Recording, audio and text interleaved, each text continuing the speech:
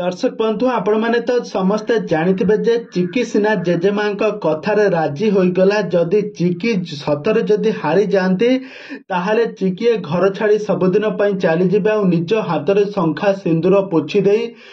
राम को रुही हाथ में टेकी दे ये घर छाड़ी सबुदिन चली जिबे। दर्शक बंधु आज एपिसोड रे आपण माने देखिबा पई पाइबे जेजेमा शर्तरे राजी होइछंती चिकी।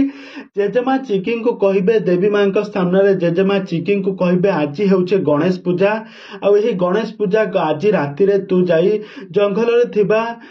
पातालेश्वरी मंदिर पाखरु माटी आनी निज हाथ में गणेश मूर्ति तैयारी करी तू जदि ठाकुर पूजा ठीक भाव पूजा करि पारिलु ताहले मु ए घरर नातुणी बहु रूप में मु तते स्वीकार करी मो झीर तू प्रकृत झील श्रिया बोली मु तते